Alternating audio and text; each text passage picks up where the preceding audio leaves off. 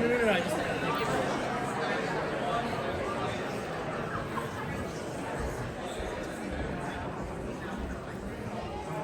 Good evening, everybody.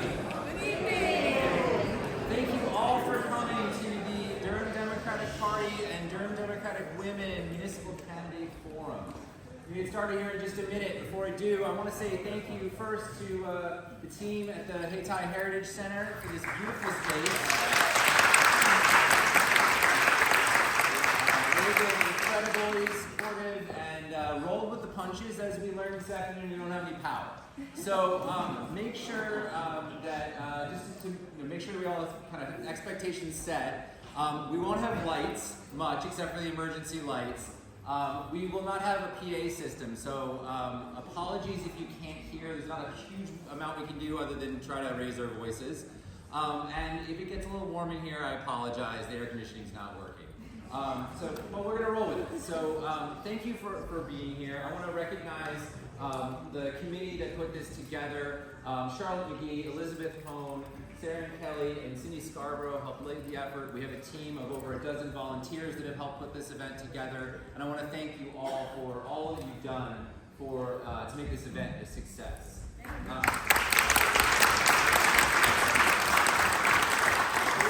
Candidates to the stage, I'm going to just share a little bit about why we're doing this. This is the first, at least in our collective organizational memory, time that the Durham Democrats have hosted one of these for a municipal candidate forum. And the reason that we're doing that is in a time when our national and even state politics is kind of in a partisan gridlock. The one area where we think we can make the most difference is in our local politics and making sure that that can be more responsive, more effective, and get things done for the members of our city, the citizens of our city. There is a lot that we can do around that. Tonight we're going to be hearing from candidates for the for city council and the mayor's race. Durham is a pretty unique political environment in that we have a lot of neighbors who don't even understand how it works. And hopefully tonight you'll all learn something more about that.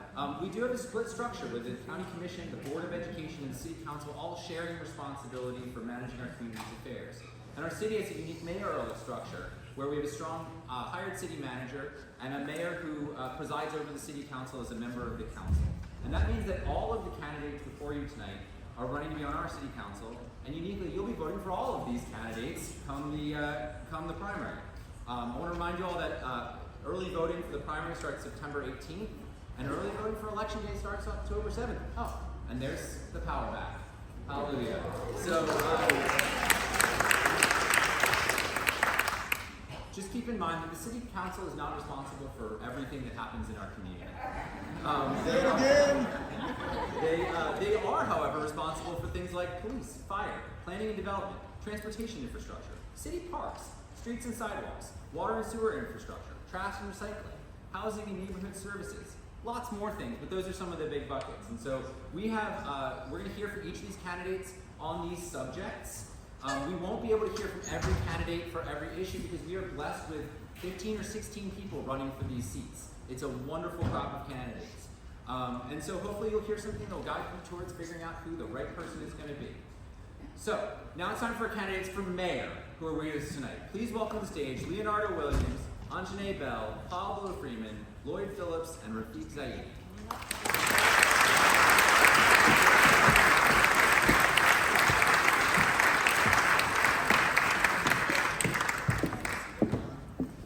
While they're getting settled, here's how it's going to work.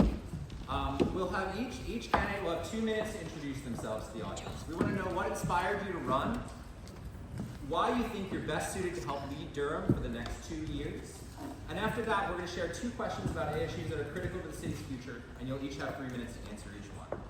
Sarah, one of our organizing committee, has some signs up there. She'll be timekeeping. So when you see the 30 seconds sign, you'll have 30 seconds to wrap things up, and when you hear the stop sign, you'll have to finish up. So without further ado, I want to just go down the line, and we'll kind of vary order, but have Mr. Phillips start us off. Introduce yourself to the audience, and what inspired you to run, and why you think you're best suited to help lead Durham. And if you want, you can stay seated or stand up. Okay. My name is Lloyd Phillips. inspired me to run is the fact that I left Durham. The louder, bro. I left Durham. We don't. Mike's not working. Okay, I left Durham in 1969 when I was 15. I came back 10 years ago, and there were parts of Durham. Well, I had a housewarming party, and some friends came out, and they described downtown as Mayfair. A little embarrassed coming from New York. But in 10 years, I've seen downtown really flourish. However, there are parts of this town that has not changed since 1969. And there's no reason for it. Because progress is good only if there's progress for all.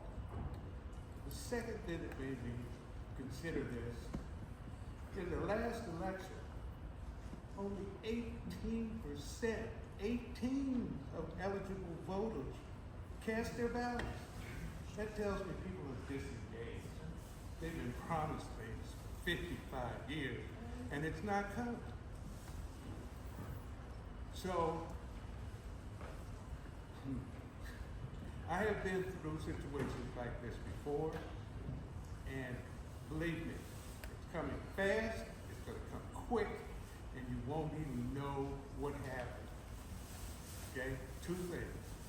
There's gentrification going on. Fact. 1 in 5 homes in Durham, North Carolina is owned by an investor. 1 in 5. Okay? Just keep that in mind. Look down the street. 1 in 5. It's not acceptable. That's all I have to say. Thank you. Thank you, Mr. Phillips.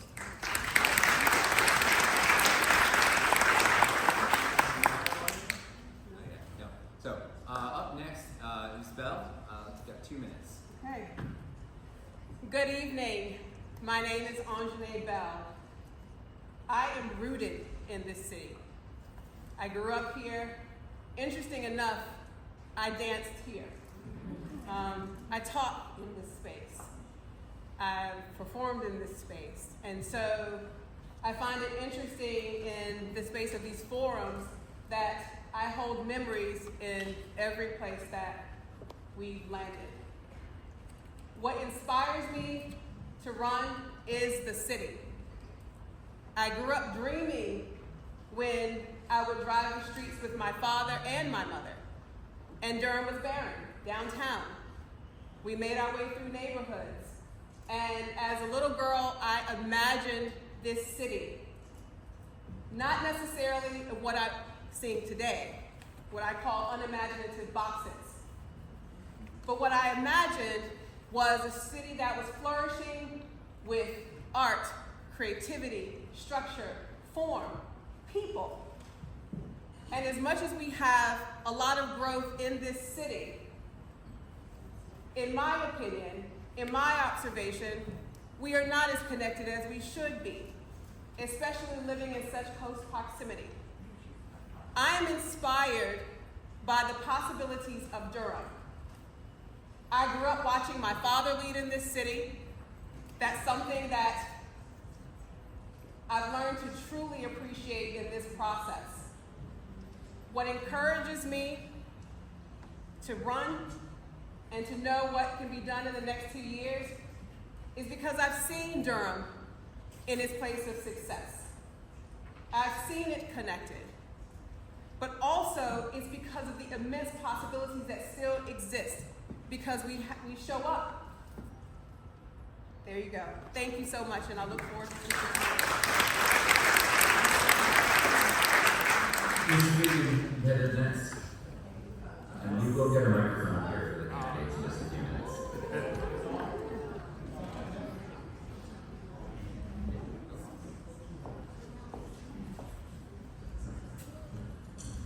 Good evening, Durham. Good evening. It is a real honor to be here tonight. I want to thank the organizing team that put this event together and granting all of us the opportunity to be here tonight in such a historic part. So thank you to all of you who made this special event happen. For those of you who don't know, my name is Pablo Friedman, and I'm a candidate to be the next mayor here in this great city. What inspired me to run?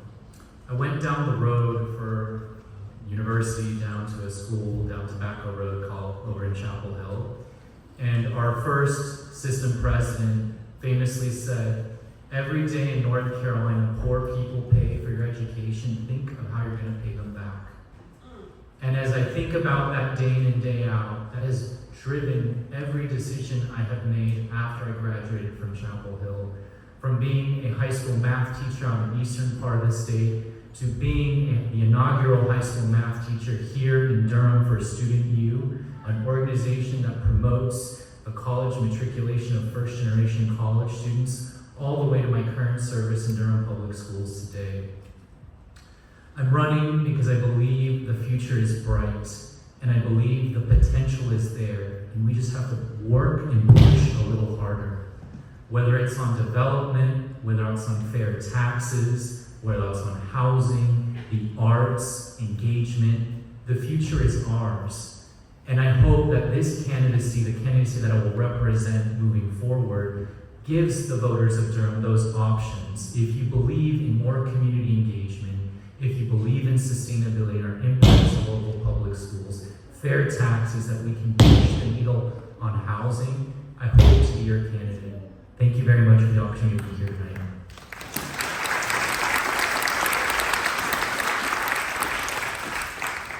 Good evening, everybody. I am Mayor Leo, and I am running for re-election. I'm actually running because I'm super excited. I'm excited because when I got elected last year, I saw what was possible.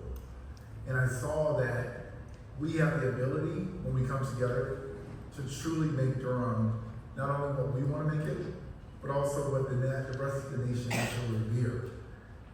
You know, in the last year and a half, I can't believe it's already been a year and a half, more people have talked about this city from outside looking in because of what we were able to do here together.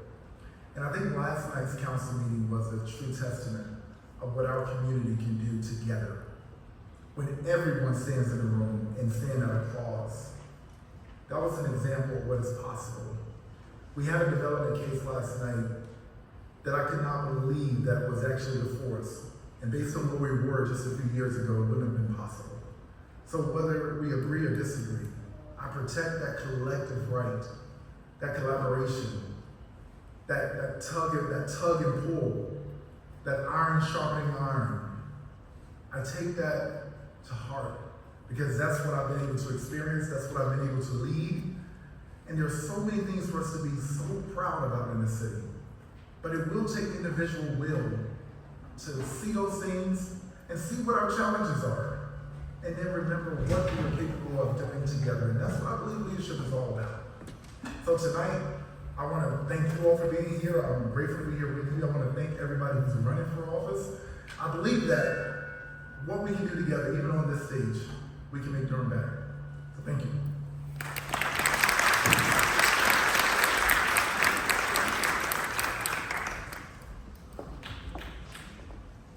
Good evening.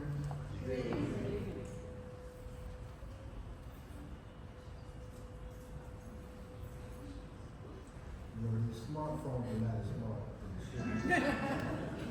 My name is Rafiq Zaidi. I'm an 81-year-old senior citizen. I'm running because I watched my grandmother and grandfather suffer the atrocities of being driven out of this same area in the 60s.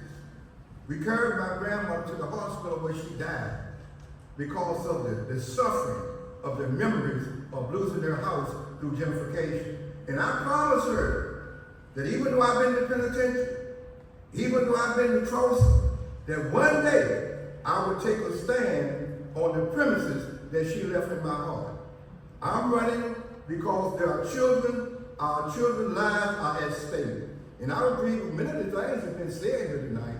But however, the family policing system here in Durham and other places is diabolical, and the atrocities that are happening to our children being displaced and misplaced should not happen.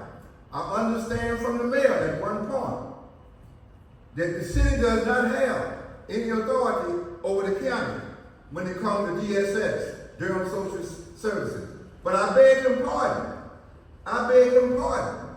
Right now, in the district court, we have a young man, 35-year-old, former corporal of the police department, Ray Sean Taylor, who they use to send into DSS housing to investigate children.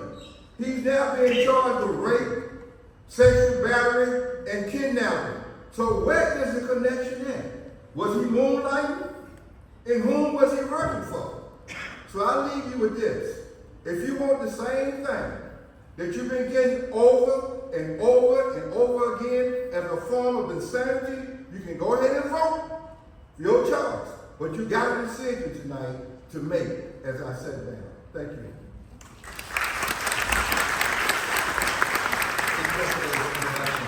I have two mics, so now you guys don't have to get up as much. These on.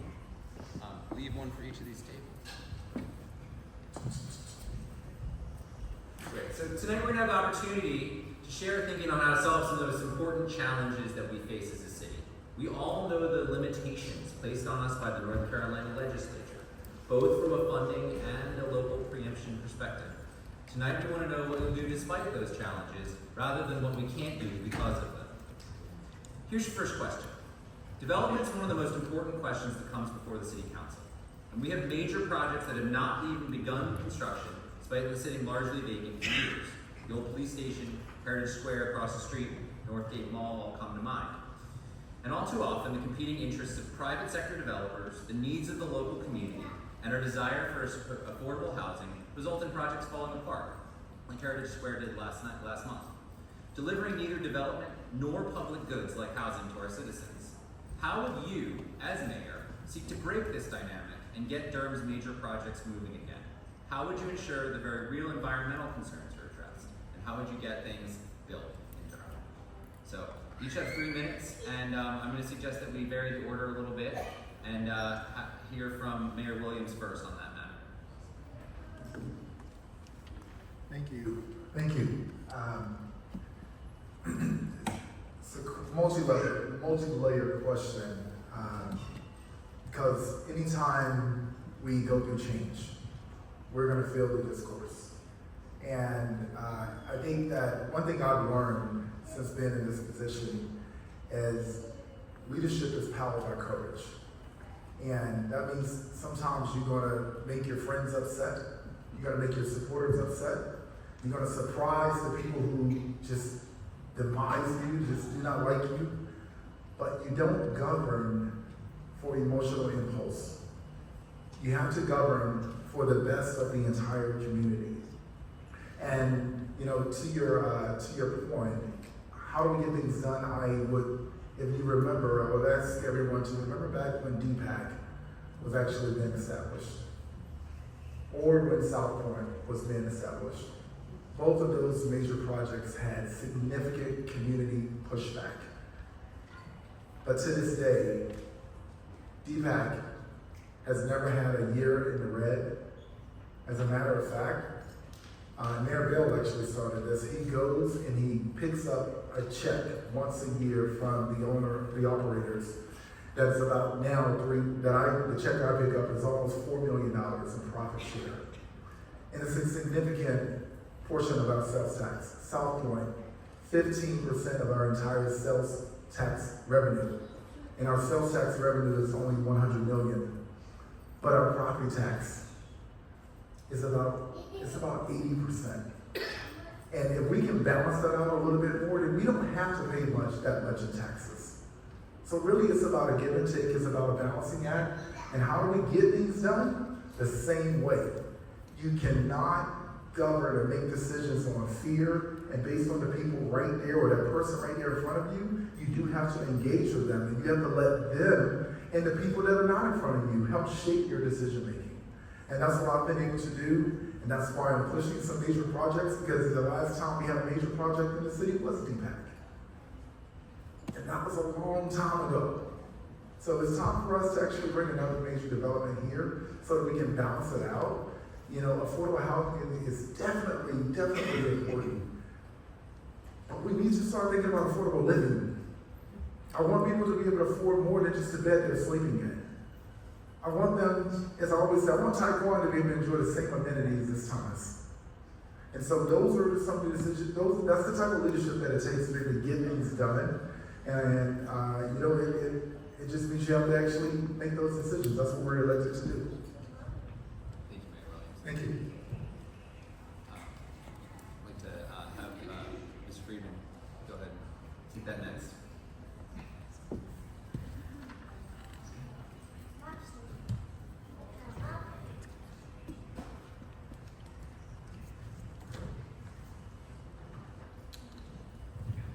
So, I believe on the development question, I think this is arguably the city's greatest power, and arguably one of the issues where there's different positions among the candidates up here on stage as to how we will govern with regards to development. And I think, you know, considering we're a couple blocks away from the recent proposal that was withdrawn by Sterling Bay, I think that's a really illustrative moment of where the process is broken and where the options on stage can provide a better path forward for the city.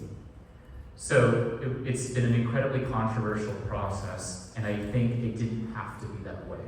We had a debate a couple weeks ago at St. Mark, and during that debate, the incumbent mayor said that he was in favor of a small area plan. And I salute him for that, because when that matter went before City Council a couple weeks ago, it got a 6-0 vote for the Northgate Park area. And so I believe that had we done that 6 months ago, 9 months ago, a year ago, we could have gotten to a position where it would have been a win for everyone, and it would have been a 7-0 vote on City Council. And I do believe on development we can get there. And I think small area plans are one tool among many tools the City Council has to bring community together, to put community benefits on the table, and to bring a path forward for development of parcels of land where we need to see a path forward. And I think that that's one area where you can, for those of you who are looking at options on the table, that's something where I can help lead on. I think one of the things that has been presented to the electorate of Durham is this either-or conversation. Like, we're locked in this world of Dillon's Law, or we can't do this, or we can't do that. And I would argue, no, we can actually do a whole lot. I don't know how many of you saw the City Council meeting last night, where the city annexed an incredible parcel of land out in East Durham, arguably what one elected official called a small town. Right? And you saw the back and forth between the elected officials and the individual representing the development interest before City Council. There was concerns around blasting, there was issues around walkability, you know, there was issues around, you know, permeability and whatnot, and you can see the back and forth. And so if you decide that this is going to be a core issue for you as a voter, here's what you can get from me as a candidate and as your possible mayor. Number one, I think community voice in Durham in 2025 must be upheld as a value when we're talking about development. Development has to happen in partnership with community. It has to be a two-way conversation, not a one-way street here in Durham. Number two, we've seen the impacts of global warming, Hurricane Helene here, Tropical Storm Helene, and we saw what water runoff rules can do to a community here in Durham. And also impacts the local public schools. I find it outrageous as somebody who works in the school system that we're approving development decisions absent any impact to our local public school system. Not as I'm for or against development, but like if you're gonna add 500 kids, you might wanna hold some parcels of land in reserve for the school system. Thank you very much.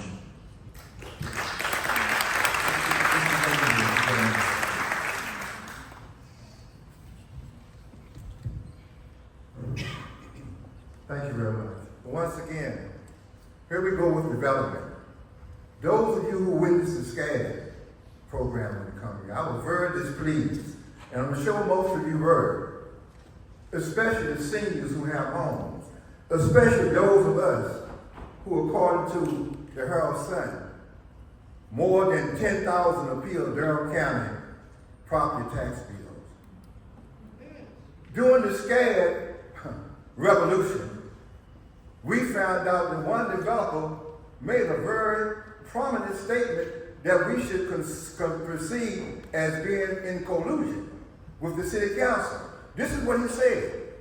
I already have the 4 votes that I need Now, this was before they made the decision and voted on the program, on the principle of his policies that he was proposing.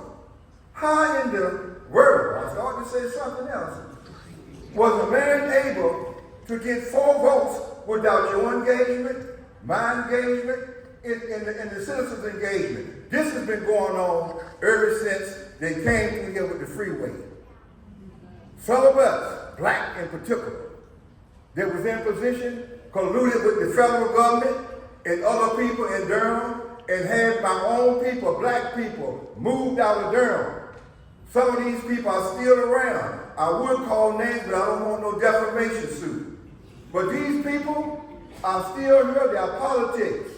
They signed off on this. Now, if development means this, that the people who represent us on city council keep signing off without our engagement first, then we don't need no city council. We might as well succeed and fall victim to what we call tyranny. So my suggestion is this, that when we have developers come through, they must sit down with the whole total community first. Before they even deal with these people, we want to know what's going on. And if there's any backdoor dealing on my post, on my watch, I'm bringing it to you. Now, in my conclusion, another reason that I'm running, President Trump is coming through here. I have some Latino brothers and sisters that are already scared. The militarization of this city will go down just like any other city. What are we going to do? What council member have the testicle fortitude to stand up against Trump without bowing down in submission? I do.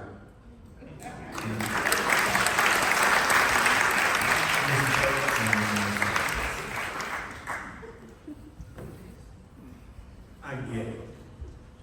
It's a competition. Does it seem like that? We're talking about Durham, North Carolina City. We are one of the economic drivers of Durham County. The money from taxes. From taxes. It is a competition. It's happening all over America, where tax revenue spurs growth. 3 components. You've got Chapel Hill. They're in the process of building a multi-billion-dollar sports complex to attract people from around the world. Our competition. Durham has to remain viable in order to compete in the arena. The same thing with Durham. The same thing with Cary. You're attracting people so you can get revenue to do the improvements necessary for the city. However, it has to be equitable. The newest luxury high-rise in Durham, don't know the name of it, benefited from a tax break. We're talking about $7 million homes benefit from a tax break. What was the tax break? It's called the Brownfield tax break. It is a tax break that are given developers if they develop on a site that needs to be cleaned up from chemicals or whatever they deem necessary. A tax break for millionaires. And yet we have parks that are unusable due to the fact that the land itself is not viable for the children to play in. Think about it. Thank you.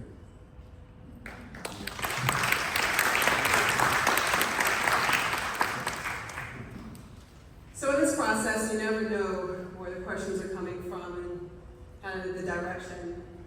And this is one I'm extremely comfortable in because 2017, that is when my father stepped down.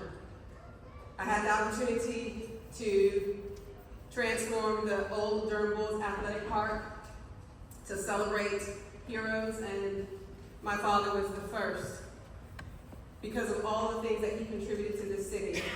Yes, being credited for DPAC. Yes, for South Point. What's interesting about both of those projects, I watched the discourse over it. I watched the struggles of a quiet person making decisions, going against the grain. So when you ask about unfinished projects, how do we do it? The one thing that I've always admired about my father, which is also a reason I'm running, is to renew courage in this city. Is because no matter what, he always understood when there was good, you also had to take the not so good. But he had an incredible ability to listen. So when you talk about how do we complete unfinished projects, first we choose. We listen. And we prioritize. And sometimes those decisions, yes, it takes a lot of courage, but it requires listening. And that's something that, while my parents said, Anjane, if you learn to pace yourself and you learn to listen, how far you will go. Well, I'm over 4 decades old, and I've learned the power of listening because the day after elections in 2023, that is when my journey began. Only because I felt something was broken in this city. And people were living and leading off of the vapors. Because after 2017, that's when I was awakened, because I was safe for all the years that my father led the city. I didn't have to think about if I was safe when I went to sleep at night. Because when he was leading in this city, the city felt safer. So I questioned that. Safety and our ability to stay here. And the one thing is affordable housing, and that's something I learned too. Mixed income, diverse housing opportunities. So we choose and we prioritize. That is how we look at approaching unfinished projects. We have to choose and we have to prioritize, but in the midst of all that, we must listen. And that's what this requires. Us coming to the table, us leading the way by listening. Thank you. Thank you. Thank you very much, everyone. Question. Your next challenge or question is about collaboration. As you all know, the city does not control our schools, but schools are the government institution that touches our citizens possibly the most. In Durham, we have a chronic shortage of after-school programs for students of all ages. After-school programs allow parents to better manage their work days, give high-quality enrichments to students, potentially even job training for high school students, and provide a safe place for kids to be after they leave the classroom. How could you imagine collaborating with county, schools, and non-governmental leaders to address this shortage? And would you be willing to use city resources to help solve it? We may go to Mr. Zaidi first, and then we'll go down the line. Thank you. Good question, but the answer is even better. Yes, I would be willing to use every resource available. My running base is based upon our children. Our children lives in that state. I keep repeating that. And I'm saying that, a good example, Franklin Village. The doors are closed out there right now, and the parents and children are beating on the door to try to get in as I speak. Why is that resource and recreation center closed when the mayor and others have told us that resources have been available, is available for the community? Something's wrong. If those resources are available, who are using those resources? Because the damn sure in our community, we need those doors open. Those recreation centers should be open after school. We have enough volunteers to volunteer our service to make sure our children are safe.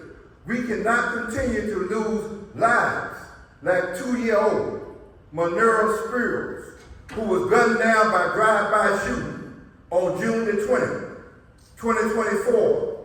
And the killer of that 2-year-old baby haven't been found yet. I'm assuming it's now in the cold case files. We cannot continue to let this happen in our community. These killers must be caught, arrested, apprehended, and sent to jail and penitentiary. Now, if we got a district attorney that's unwilling to keep those people off the street, we got to get rid of him or her. Things got to be done in a radical time. We're living in a serious time. We can't keep going on these promises. Promises. How long will you live on a promise and keep suffering the same things over and over again? I have to speak plain and bluntly that you understand. I don't speak a political language because that's never correct when you're trying to deceive and bamboozle people. I don't practice no deception. I speak straightforward. As mayor, this is what you get from me. You'll get from whatever you ask me to do. Thank you.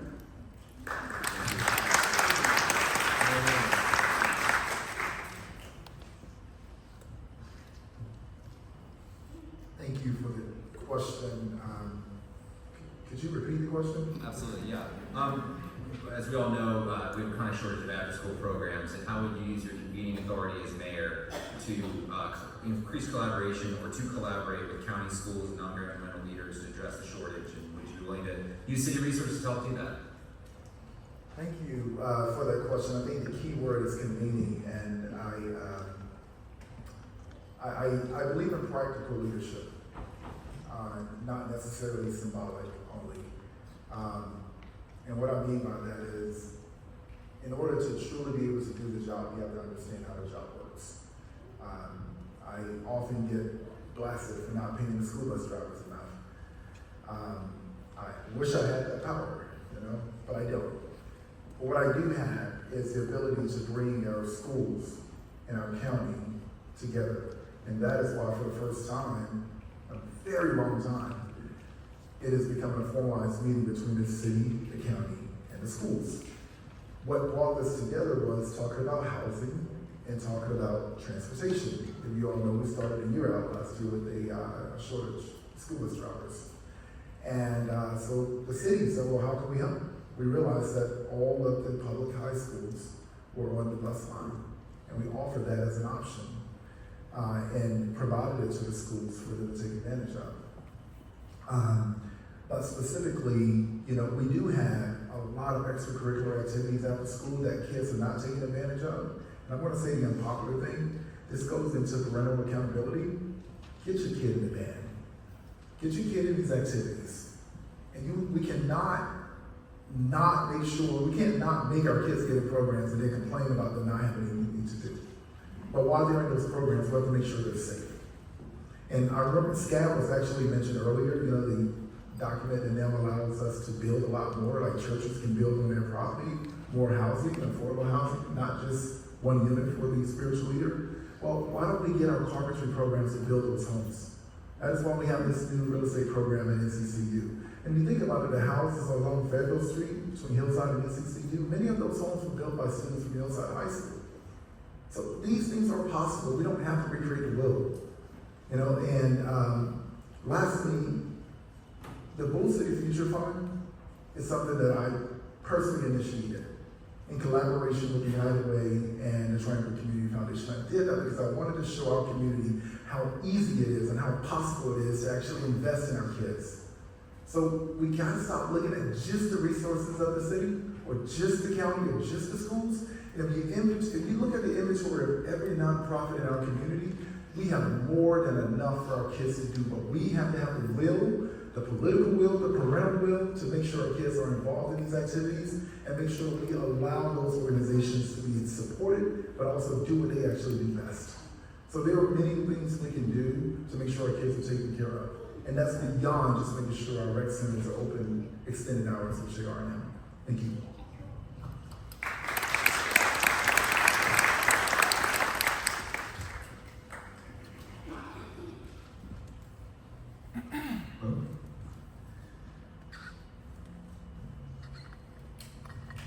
As I mentioned at the beginning, I work for the school system.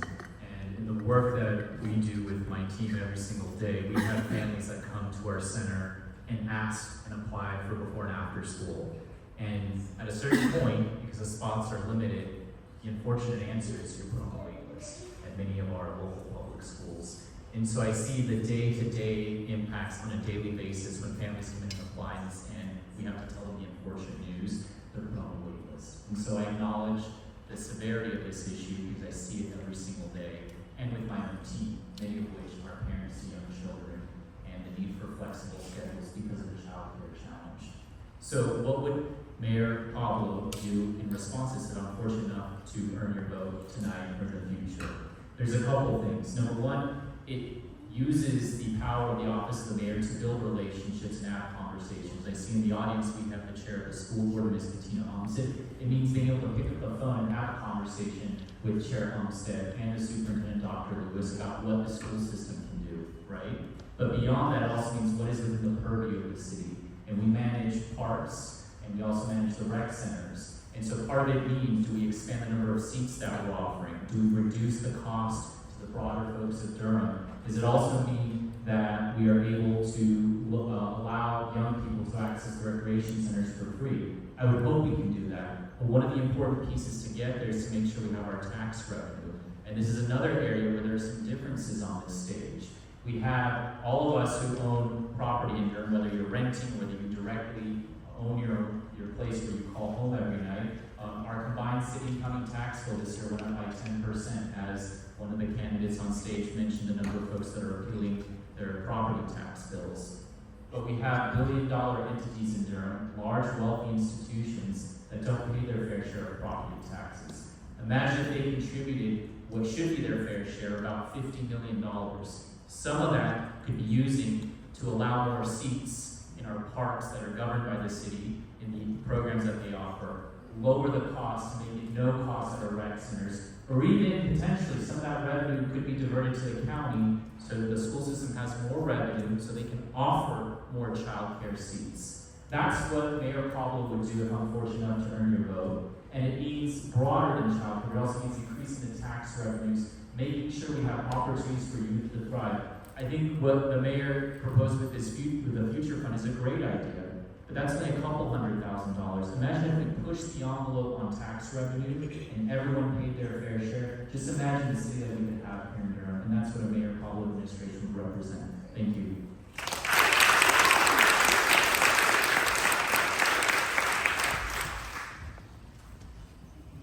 Practical.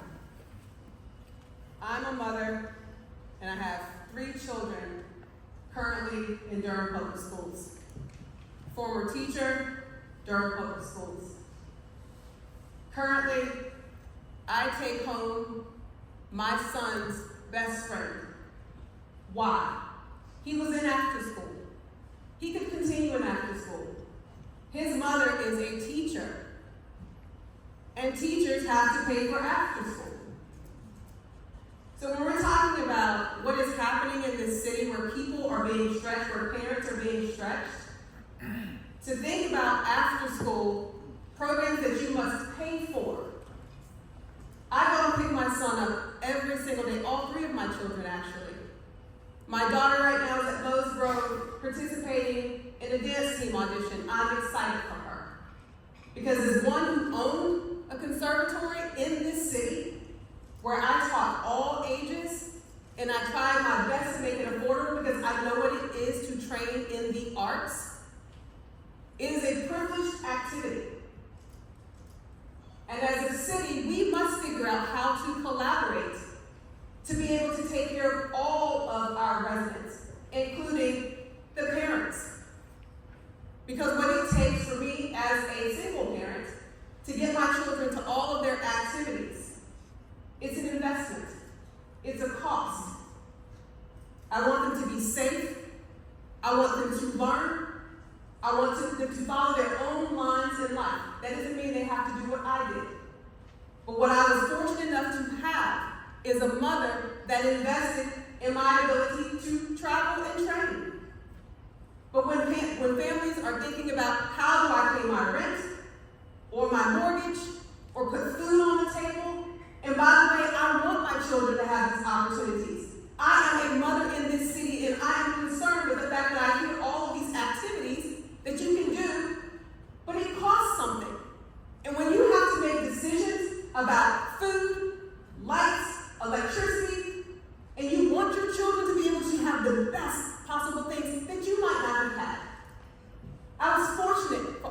things that I was afforded to do with my parents. I want to do the same things for my children.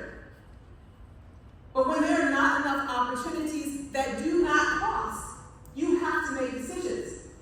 And those are my concerns. We have to figure out as a city how to collaborate as a unified Durham to make ways for our residents all, and especially our children. Thank you.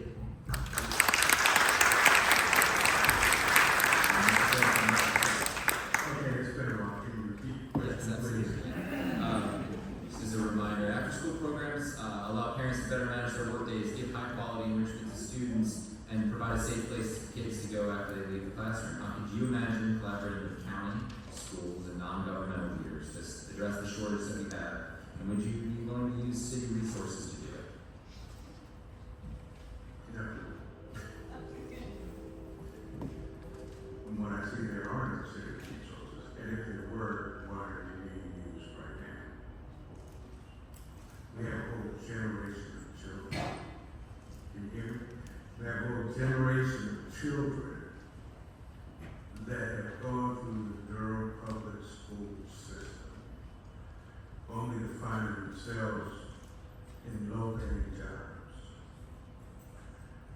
Same low-paying jobs that their parents are working. We have to reimagine. We get some money from somewhere. We've got billionaires out there. What about a public-private agreement that benefits not only the school system, but the community as a whole? I'm very passionate about education, but I just want to take this opportunity to say, my New Year's resolution was to pivot. We're doing this, it's time to pivot. And I think that's what's needed in the public school system as well.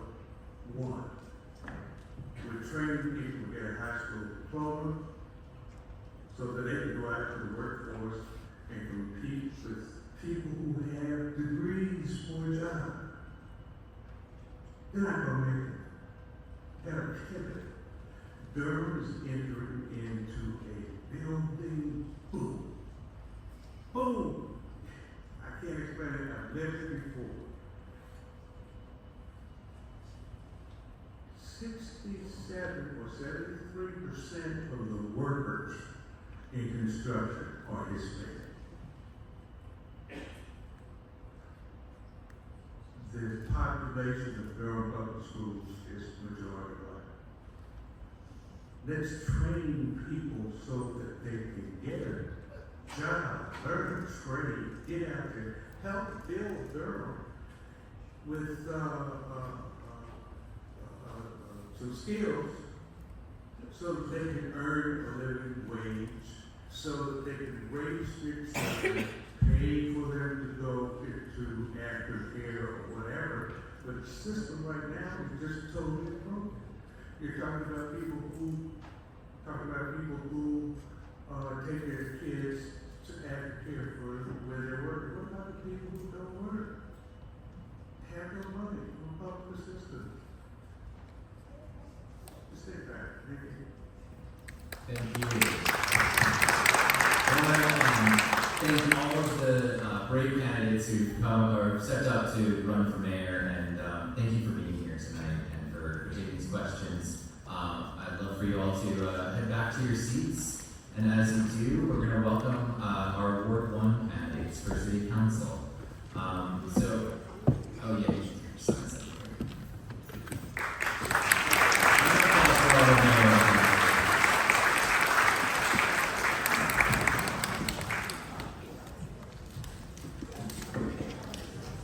So, please welcome to the stage Stedriana Freeman, Andrea Casales, Elijah King, and Matt Copeland, candidates for Ward 1 City Council. Thank you.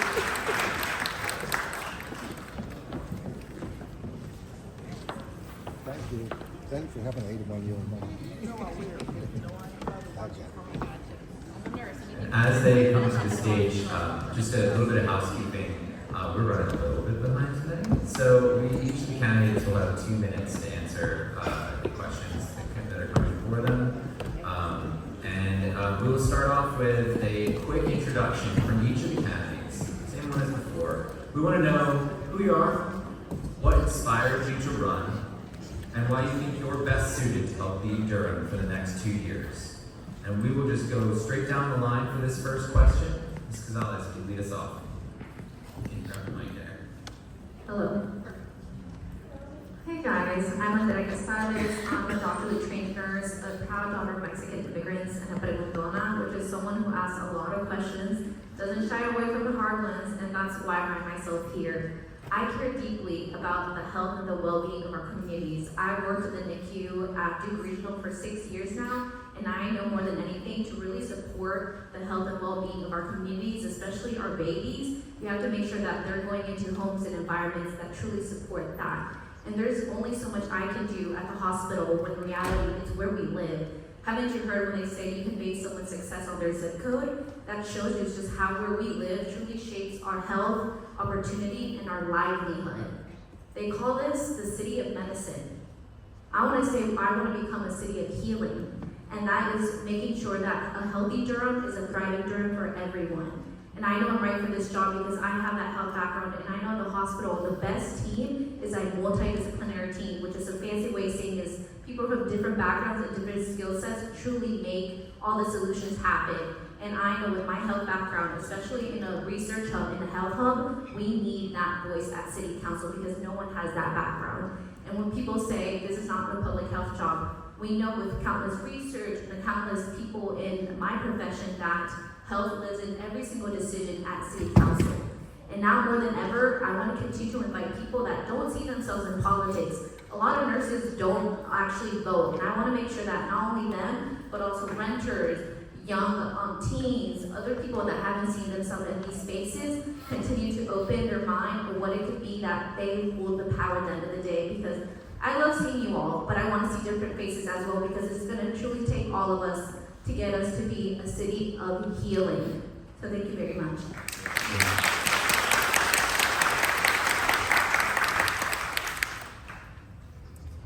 Good evening, everyone. Deidreana Freeman, Durham City Council member for Ward 1, and I want to thank Mr. Gonzalez, or Dr. Gonzalez, for opening up for Ward 1. I just want to start by giving a little background. I know for those of you who do not know me, I began in this community around the corner in Goldenbelt, getting it designated as a historic district.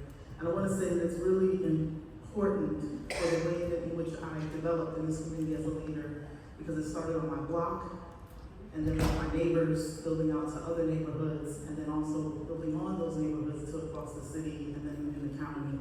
I served a couple of years as the neighborhood council president, knowing that those fights around development always meant that the voices who worked at the table were the residents that lived in the community next to the property.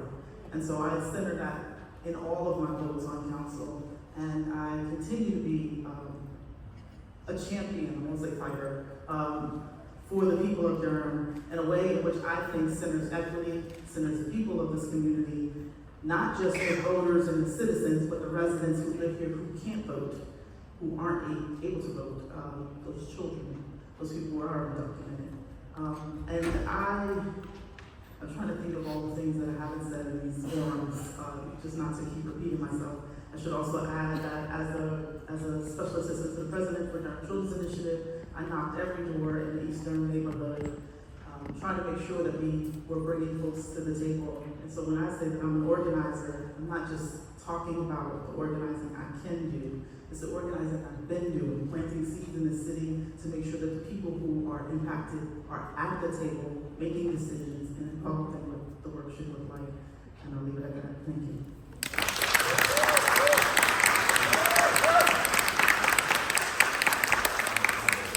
Hello, everybody. Nice to see you all. My name is Elijah King. I'm a candidate for Ward 1, and I'm very happy to be with you here tonight. You've heard it, and many of you, as Dr. Gonzalez was right, I've seen many of your faces in forums. And so you know my story. You know that I've moved to London Place before 18 years old. You know that I've seen eviction notice. You know that I've struggled with food insecurity. You know these things. You know that I have put it all on the line for my community. My story is what makes me. But my story is not unique. At 4 o'clock today, and I changed in the car on the way here from my Elmo's outfit all the way to this. At 4 o'clock today, I counted tips beside my colleagues, hoping those tips would pay the bills. That story is not unique. That is the story of thousands of people in our community, in our backyards every single day. The unique part is that ability to have been welcomed by Representative Marsha Moore and Marianne Black to talk about gun violence in schools in the Wake of Parkland. The ability to be a precinct chair with this party at 18 years old. To start an organization, start serving 60,000 meals at the height of COVID, called the Durham Neighbors Free Lunch Initiative. The ability to start an organization called the Durham Youth Environmental Justice Initiative to make sure our young people are not only learning about the environment we live in, but have a chance to shape it. That's the unique part.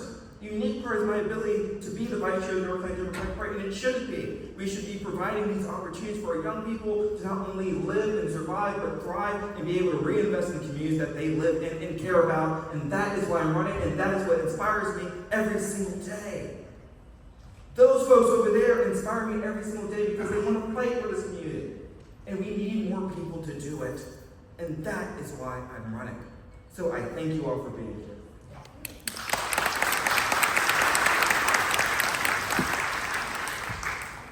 Good evening, Durham. It is an honor to be here with you tonight in this sacred space. My name is Matt Kopak, and I'm a candidate for City Council Ward 1, a proud son, husband, and parent here in this community. I am a sustainability professional. I am a planning commissioner, and served for a long time for this community on the Environmental Affairs Board. And during my 15 years organizing and advocating this community, I've helped my neighbors advocate for safer streets. I've helped multiple neighborhoods advocate for sustainable growth and development. I've helped this city advocate and push for issues like living wages and renewable energy. And so I want to bring this experience of community engagement, experience on these issues, to help our residents navigate the process so their voices are heard, and they can get satisfaction for their concerns before the city. I'm running because we live at a perilous time. We have residents who are being pushed out, who can't afford to live here. We're being impacted by storms like Chantal, by other climate impacts like heat and flooding, that affects the health and well-being of our residents. We're facing attacks from Trump and from MAGA and from the legislature who are cutting SNAP, cutting Medicaid, who are taking our immigrant neighbors from us, who want us to suffer for our values. And I believe Durham is made for this moment. We are a community that is resilient. We are a community that is compassionate. We're a community that goes to bat and fights for each other, and that's why I'm running for city council, because I believe, like you all, I want to find a place that I can best step forward and advocate for my neighbors, for my residents, for a more dignified and equitable, just future for all of our residents. And so I'm here to fight in this position for greater affordability, for a more just local economy, for a healthier environment, and for safety for all of our residents. And I'd be honored to have your support and your vote. And I look forward to progressing this evening, but just appreciate all your involvement in the process, and thank you so much for being here this evening.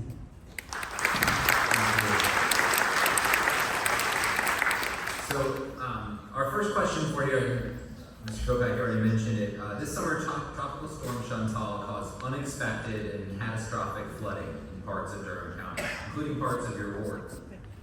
We can expect increasingly severe weather events in the coming years, and we are in an increasingly uncertain emergency management environment. How should Durham be preparing for these events? How can we make our city and communities more resilient? And what do we need to do differently than we have done in the past? Like Mr. King did lead us off, please. Well, thank you so much for that question. And I want to make sure I note that I've been doing this work before my name ever hit a sign. And I didn't just capitalize on my past positions doing advocacy work, being the vice chair of the North Carolina AIDS Action, doing public health work, fighting for communities across our state, recruiting candidates to fight the good fight in Raleigh in the legislature or in our municipalities across the state. I didn't just do that because I wanted my name to be on the sign. I didn't just start the Durham Neighbors Free Lunch Initiative because I wanted my name to be on the sign either. At the height of the flood, or after the flood, I helped collect, resources from local churches, and I provided to the communities. And I think that community spirit is what we saw after the flooding here in Durham, much of which was in our ward. Durham should be preparing for environmental disasters like Chantal because of the fact that we are in an environmental time, I guess you could say, where climate change is real. Not tomorrow, not next year, but right now. And so Durham has to be preparing ourselves, whether that is updating and educating communities, because our communities were unprepared for this. Communities were taken aback by the absolutely horrific effects that many of us have the luxury of sitting on our couches and watching on TV safely. And so we need to make sure we're educating them and using our positions to educate them, advocating for better storm drainage and infrastructure. That's what we ought to be doing as a city, and that's what I advocate for on day one. Thank you. Thank you. Mr. Copeland. Thanks for this question. So we all experienced Tropical Storm Chantal. Many folks in this community experience really heat stress and issues from water that others actually don't.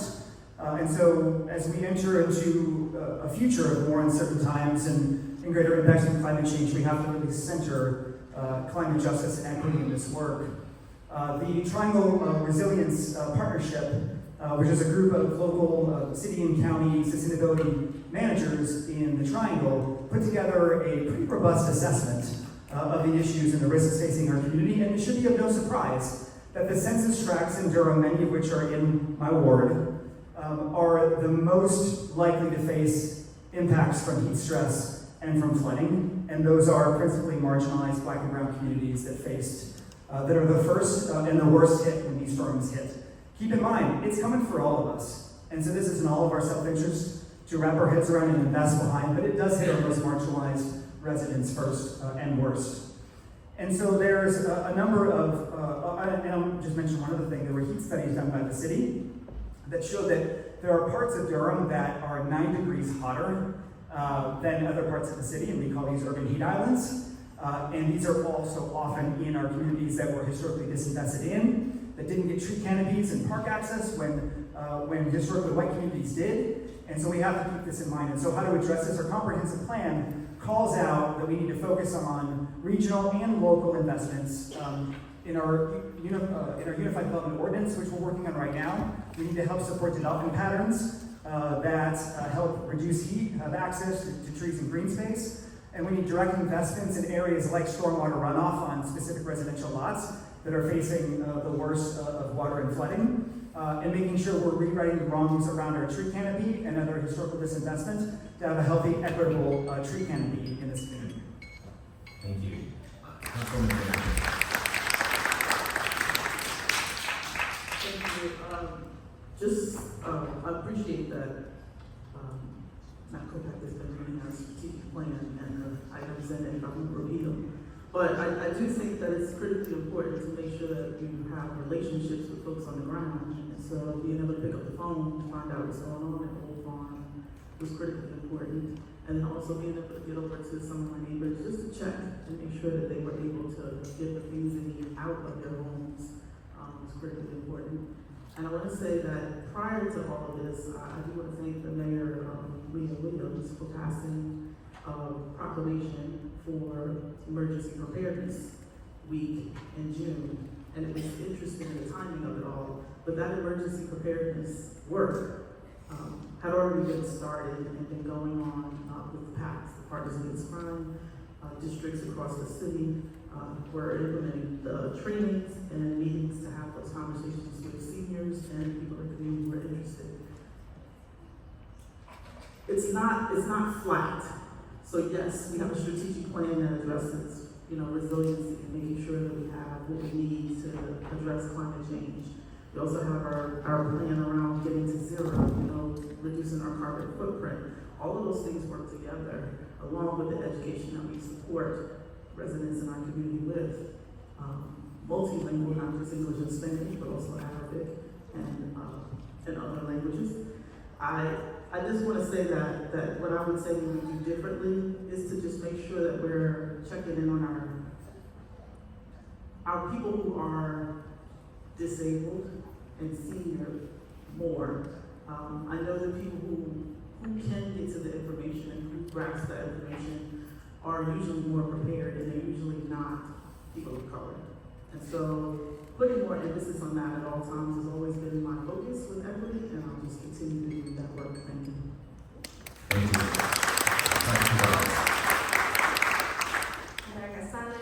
The biggest thing is the first day that happened when Storm Chantal, I went to Old Farm myself and wanted to go see. I am the precinct chair of 23, and me and my treasurer went to go see, because what I do as a nurse is I assess first. So I went there and went to go check how it was, and it was truly devastating because it made it very clear to me that environmental racism is a thing, because where we saw it most was in Black and brown communities, and we really have to understand the history behind it. How when we have, for example, developers that are coming in that are not ensuring that we are having environmental systems like stormwater systems that are going to help support, especially in those Black and brown communities, that is an injustice.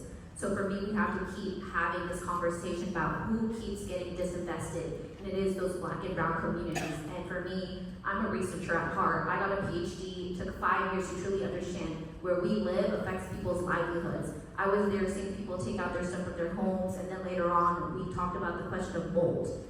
These things are important, so it is collaborative. The biggest thing is you have to assess the situation, you have to develop a plan, and you have to truly bring everybody in conversation, because I may be an expert in health, but we have experts, for example, that understand what's going on in their everyday life. Those are people we need involved in this conversation as well. So I also have a tough word with the word resilience.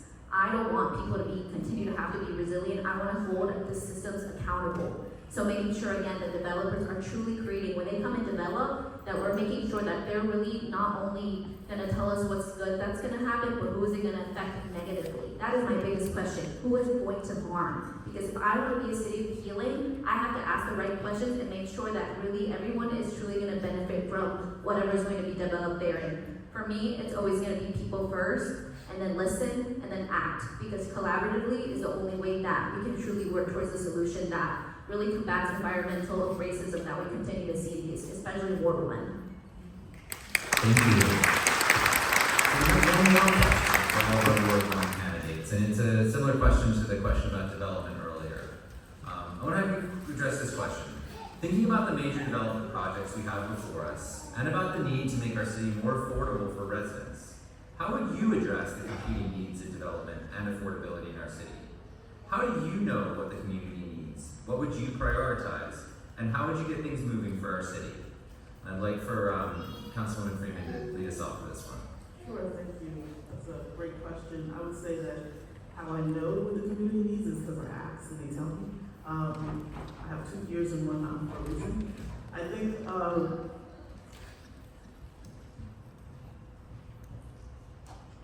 this situational, occurrence, I think it just keeps recurring, like as if we don't understand, like housing is meant to be a commodity that people make money on. And that's the way this current system operates. And so it will continue to do that, which is racist. Full stop, like, I'm gonna leave it at that.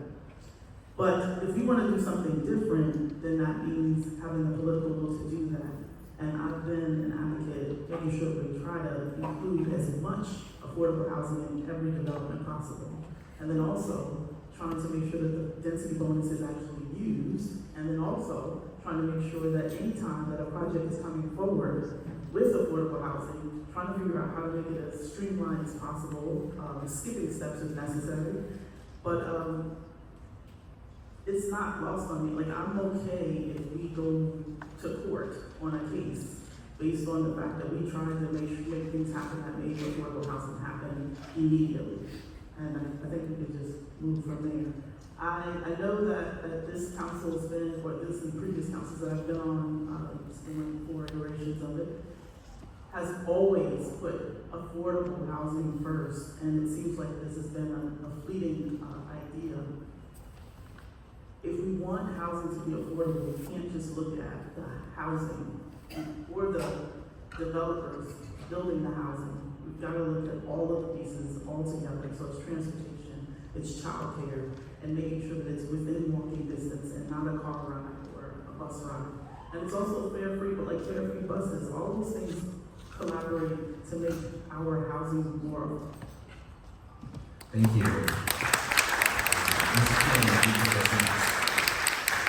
Thank you, and I largely agree with Councilman Freeman on this. Look, we have to use our relationships. Many of us up here right now have those relationships on the ground in order to be successful in this endeavor. What we saw with HATI, for example, we saw several different forums that were really helpful at the last minute. We need to make sure that community input isn't just there at the end, but from start to finish. Because we can't have progress without everybody at the table. As a person that has moved 11 places before 18 years old, as a person that's seen an eviction in this, I know that trauma all too well. As a person, and that I went through that in middle and high school. Imagine the young people in elementary school who have to go through this and then go to school the next day to put on their best. They just can't. That is the story of thousands of people in this community.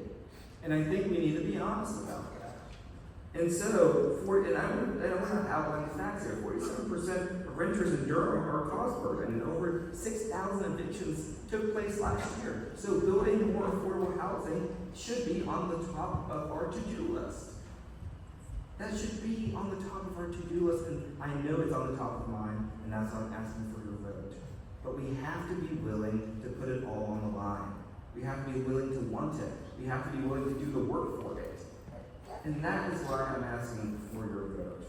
And so we need to make sure that our developments are streamlined, yes. We need to invest in local developers, yes. And finally, and I will say it again, we need to build more affordable units, making sure there's transportation as a person that uses a bike, as a person that uses the bus, the fare-free busing.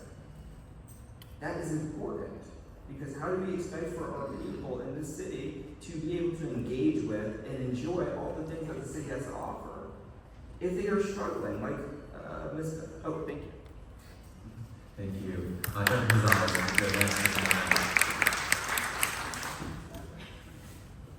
Andrea Casales, my biggest question is, what is affordable? What does that definition mean? I feel that often we're having to really ask ourselves, what does affordable mean to one person is not going to be the same for the other one.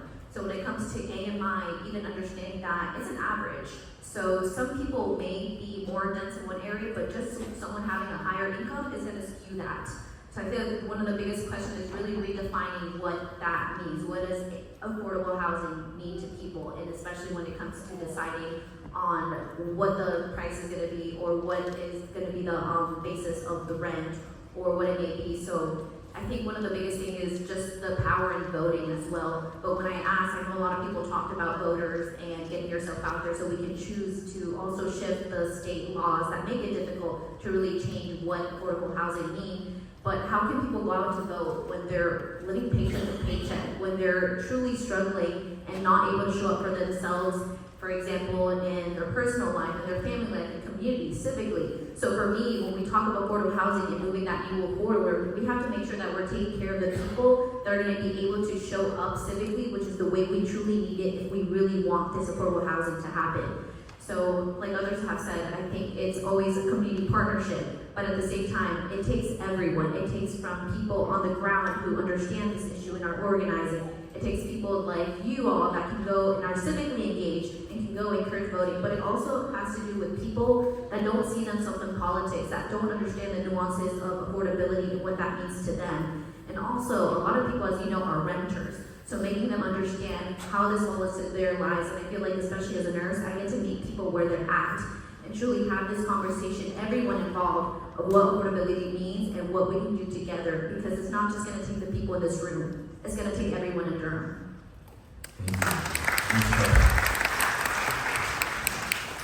So $25 an hour is what's considered right now a living wage to be able to afford even the base level of accommodations in Durham without being cost burdened. We have a lot of folks in Durham not making $25 an hour. And so I think it's really important to focus on the economic justice side of affordability to start with, to make sure that we're helping our residents to be able to earn more and have pathways to economic mobility to be able to build wealth to a better future. When it comes to economic development and when it comes to housing itself, we have to start by listening first, by deep, respectful engagement with our residents to understand what the need is. But we do know that we have a need for more affordable housing. And I would say the first thing that the city can do and municipalities can do is use our own land and resources in order to invest in public-private partnerships to have more housing units available. And that needs to start with the city being able to get our own projects done, like 505 Main, so we can house our residents instead of having housing left vacant for 8 years when it could have been available to our residents. Next, we need to align affordable housing as much as possible with transit and look at those future corridors where we can invest to align that, because the most affordable way to get around is through transit, is through biking and through walking. And so we have to create mixed use and walkable, healthy, sustainable, more dense neighborhoods in order to make that possible for our residents. I'll also say that a big part of affordability is our folks living in naturally occurring affordable housing, or maybe a housing that's just accessible enough, and making sure we're protecting those residents and ensuring they can stay in place through legal aid, through eviction diversion support, through repairs and other support to help keep folks in their home.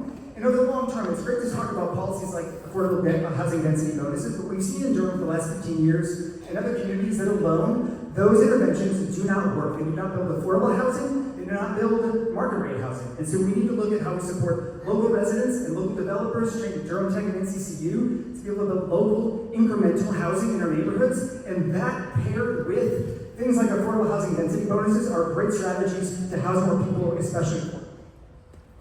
Thank you very much. A round of applause for our Ward candidates. Thank you all for stepping out to run. We will have them, if you guys come down this side of the stage, we'll let Ward 2 come on up. At this point, I'd like to welcome to the stage Councilman Mark Anthony Middleton, Jeanetta Burris, and Ashley Robbins.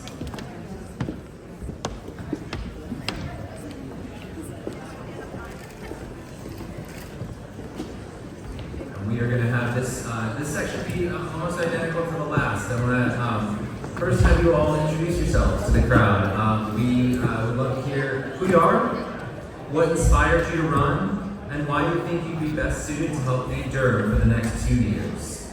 And I'd love for Ms. Burris to kick us off. Good evening, everyone. My name is Jeanetta Burris, candidate for Ward 2 Durham City Council. I'm so excited to stand before you as a lifelong Democrat, a former precinct vice chair of Precinct 51 under the leadership of Aiden Hennessy, and as a double graduate of North Carolina Central University. I'm ecstatic. Why am I running for City Council? Well, what inspired me first? My upbringing. My life was largely influenced by my great-grandmother who raised me until I was about 15 years old. She taught me a lot about community because she wanted me to make sure that I was giving back to our community. She's a neighborhood grandmother, and I learned a lot about her, about being the representation that I wanted to see. As we talk about what brought me back in 2025, I did run in 2023 and I was unsuccessful. It was my Durham community that brought me back. Again, I had a lot of neighbors who talked about the challenges we exposed in 2023 around affordable housing, our city's infrastructure, and just thinking more so about how can we create a Durham where everyone thrives and not just survive. I know you all have heard that several times, and I actually mean that. I have an organizing background. I'm someone who understands how to build community and coalition. I understand that what we have to do is not lose our ability to imagine. To imagine what Durham could look like if everyone has access to affordable housing. What Durham could look like if everyone had stable, good-paying jobs. What Durham could look like if we move from renters, as I am, to home ownership. I'm one who also understands how policy is created and implemented, and I've spent a lot of time with that in my study at NCCU. So while I'm running, I'm titled lip service. I want to see actual tangible outcomes in our community. I want to make sure that we are setting tangible goals, but we're also being good stewards of city money, and that we are setting the environment for everyone in Durham to elevate and have economic mobility, not the ones who have the most resources. I want to make sure that people like myself are actually able to buy a home and create generational wealth. So again, I'm running because I want us to all advance, and I want us to do it together collectively, because politics is not contentious. We can build community and engage without belittling each other. We can actually learn from each other and do it together. Thank you. Good evening, fellow Democrats. It's good to see you. My name is Mark Anthony Middleton. I'm Durham City Council Member Ward 2. Buenos tardes a todos. Me llamo Marco Antonio Middleton. Yo soy alcalde de Durham. Es muy bueno estar aquí. Before I was on the Durham City Council, we didn't have a guaranteed income program. We now have the only one in the state. Before I was on the Durham City Council, we had not updated our stance on white supremacy, anti-Semitism, or Islamophobia. I wrote Durham's statement. Before I was on the Durham City Council, we talked about a lot of investment in the Fayetteville Street corridor, but now we've made a historic $10 million investment in that corridor. So why am I running? I'm running because how dare you? How dare you from Washington tell us that it's DEI programs that we have to disinvest? How dare you tell us that our trans families can't be protected and respected? How dare you tell us that we can't police ourselves? I'm running because how dare you? I didn't win my elections because I always had the endorsements that people say you need to win.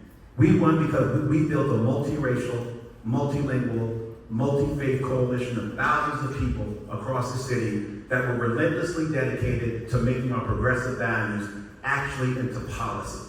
Actual policy. And I'm very proud of the policy victories that we created together. I just finished up the presidency of the North Carolina League of Municipalities, which is the most influential bipartisan organization. I'm a proud Democrat, but I led the most influential bipartisan organization in this state. That's going to come in handy with the fights that we have. I honor my candidates, my fellow candidates, those running for office, and I'm looking forward to a robust discussion tonight. My name is Mark Anthony Middleton. I'm asking for your permission to continue to serve. Thank you. Thank you.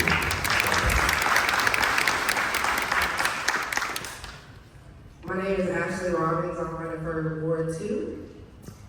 And I'm running to highlight how inaccessible the process is, both from a candidate standpoint and from one as a resident.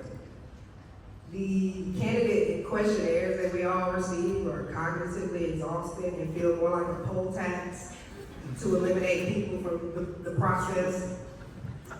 It's not meant for people that have a full-time job. So often the people that get in office are already wealthy, run a business, or don't have a regular 9-to-5. Mr. Phillips spoke earlier about 18% of eligible voters voted last election. That's likely because people with the least amount of power, access, and resources don't see any real changes in their material conditions, no matter who was in office, federally or locally. They see a revolving door of self-interested people who seem to prioritize their own personal, professional, political, and business interests over the needs of the people. I'm speaking to those people. The people who consistently feel ignored and abandoned. Dying slow under systemic racial and economic oppression. I want to inspire and activate poor and working class people to organize against the system and reclaim the power that has always belonged to the people.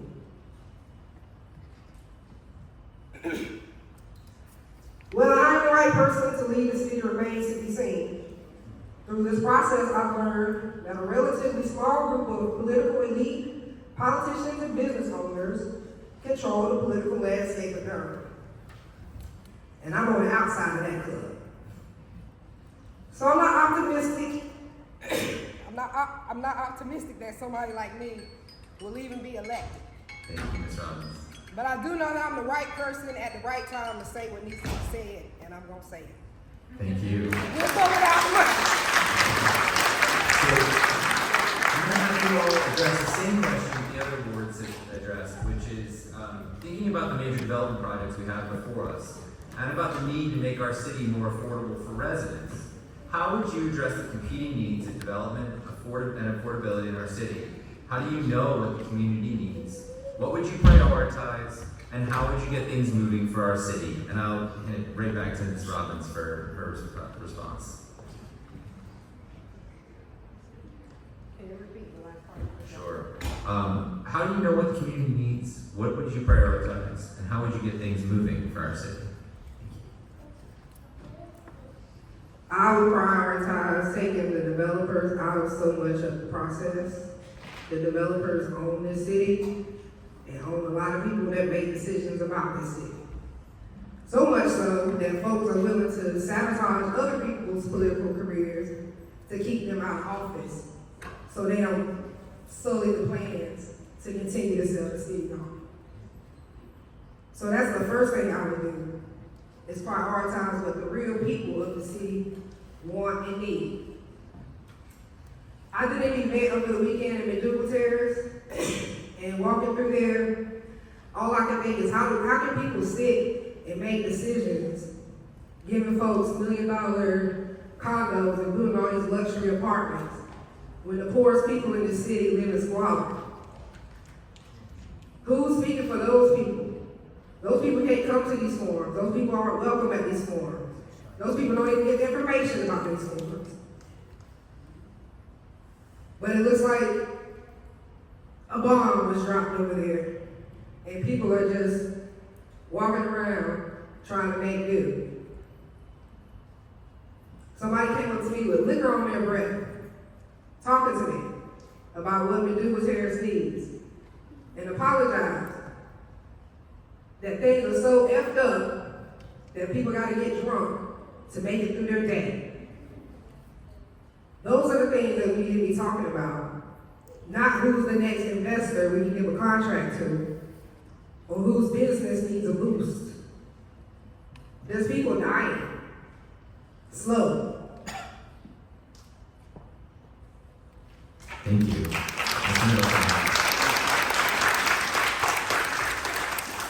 Thank you for perhaps the question, maybe second to gun violence in our city. Campaigning is very different from government. When you're governing, a lot of the things you said on the campaign trail, you're going to find out have context and nuance. The only time we get to talk to developers as the Durham City Council is when they come and ask for something. So it's not really power, it's more opportunity for us. It's an opportunity to use that opportunity to get things and make it more palatable. Because here's the real deal. Every no that we say is a yes to something else. Something's going there. And the question for those of us that govern is the thing that's going to go there better than what we could have gotten through negotiating? And very oftentimes it's not. How do I know what people want? Representative democracy does not mean repeat after me democracy. There's some folks that think that this is ventriloquism. It doesn't, either way, you don't repeat after me as your leader, and I don't repeat after you. What this job is about is an invitation to have a conversation. It's an invitation to dream together and dream out loud and imagine what we want our city to look like. And we don't always get it right, but sometimes we do. But here's the deal. Every time we say the community has spoken, there's 300,000 people in the city. The community is often much bigger than the folk that can fit in the council chambers. And it can be very intimidating when you have 100 people in your face, but there's 300,000 people in this city. If you moved here in the last 8 to 10 years, you were the problem. Every argument you heard they used against you, but guess what? You're welcome, and you are welcome in this city. Thank you. Great. Thank you so much for the question. I'm going to remain seated because my toe has left the building at this point. So what I want to know is we always know that there's a difference between governing and campaigning, right? We understand that very clearly. However, it does not mean that you devote 100% of the time with developers. There's a lot of nuance included in development in our city. We understand developers have a right to develop by right, and they have a right to also develop through rezoning reannexations or executive requests or whatever. What happened across the street, we all witnessed it this summer, right? Where we looked at a developer come to the community who was not interested in being a long-term partner. A developer who arrived in this neighborhood and looked at the unhoused people and say, you know what? Putting affordable housing on this property is not a priority for me. So it's up to our city council to make sure they're leveraging their power once these developers come before city council to actually make things happen for the community in their interest.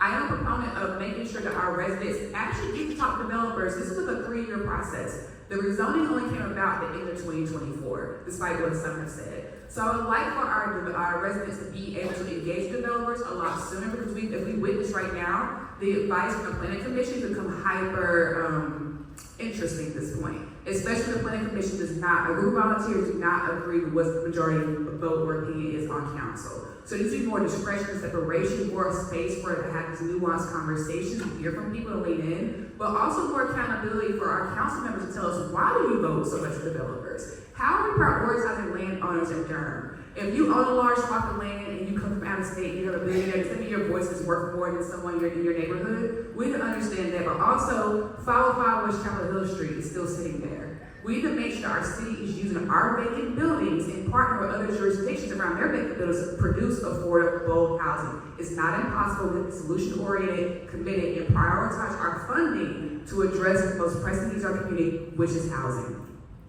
Thank you. As of July 2025, the youth unemployment rate in North Carolina stood at 10.3%, nearly 3 times the Durham average of 3.5%. With our community's ongoing concerns about violence, lack of opportunity, and equitable growth, what strategies would you recommend the city pursue to combat youth unemployment? What other groups would you need to collaborate with? And what would success look like? And I'm going to ask Councilman Middleton to jump in on this one first. Thank you. Money. Perhaps there's no other issue that I established my public career in on than youth gun violence and gun violence. And one of the things that's always frustrated me is that folk who had the votes on the council to not do certain things when it came to gun violence always said we needed to do root cause initiatives. My question is, why didn't we get the money when you had the votes then? We're always getting lectures about millions of dollars, but it didn't happen. We just got $10 million to the Fayetteville Street corridor. So here's what I'm proposing. Everybody's talking about Baltimore. The mayor of Baltimore is a friend of ours. I don't have a problem with cutting and pasting. Somebody spoke earlier about opening our rec centers, bringing back midnight basketball, flooding the zone. I talked about expanding Bull City United, talked about massive investment into root cause initiatives. It wasn't just ShotSpotter, ladies and gentlemen. That was a shiny object that got all the attention. But it was a Marshall Plan as well. It was all the things that we thought. We don't disagree on this, but what it's going to take is money. Money. And as a family, a municipal family, we're going to have to be willing to pay for it, put our money where our mouth is, just like we did with affordable housing. By the way, back to affordable housing in Durham, we tax ourselves. We have 3 cents in our tax structure to build a house for somebody else. We give our land away. Go visit Willard Street. I worked on Willard Street as an activist, and then in a Shakespearean almost moment, had the opportunity to vote on that project once I got on council. So we do it. We went to debt $95 million in Durham. We've got to bring that same energy to this issue of youth unemployment. And by the way, we've increased 2 years straight the amount of money we put into youth jobs in Durham. Let's keep doing it. Spend the money.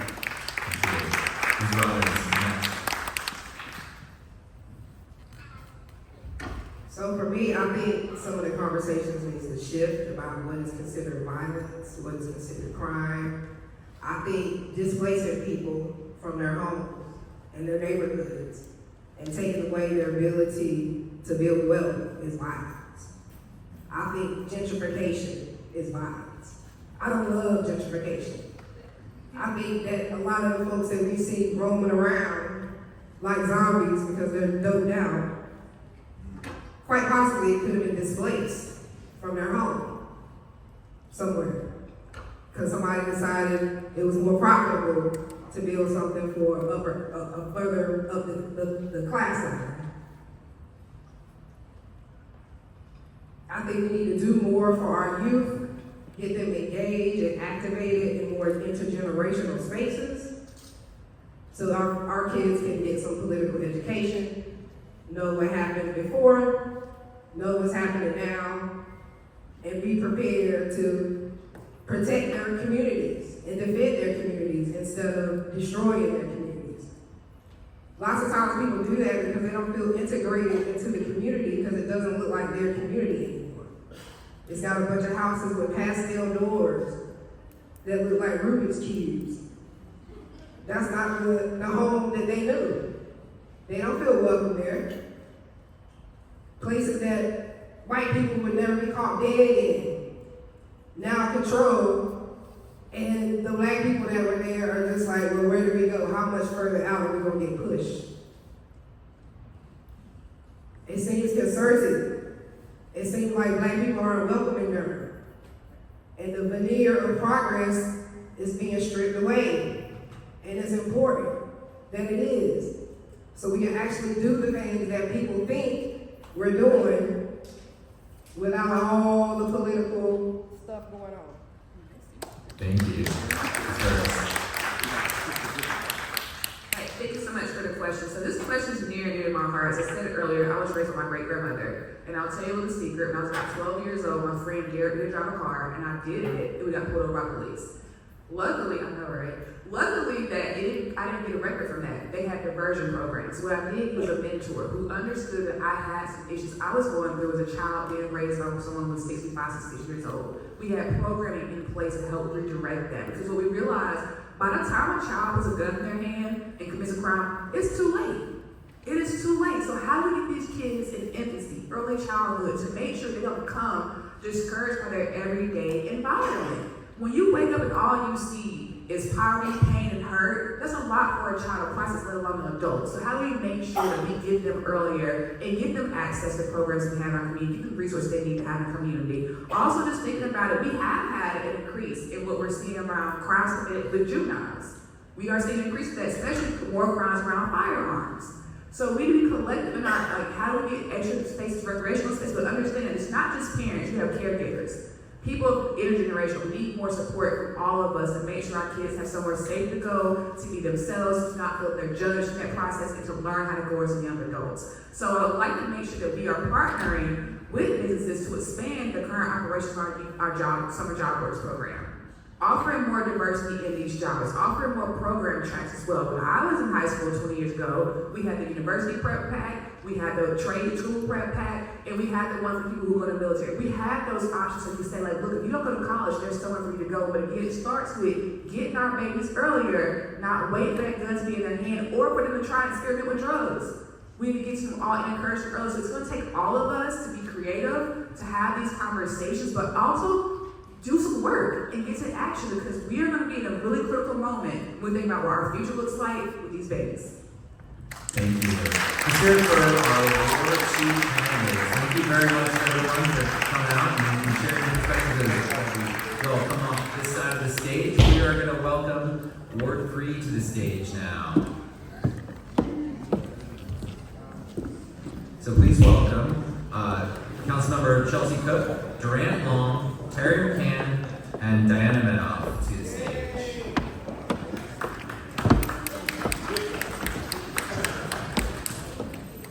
You guys have the unenviable task of going last tonight. I guess that's just numbers for you. Thank you for joining us.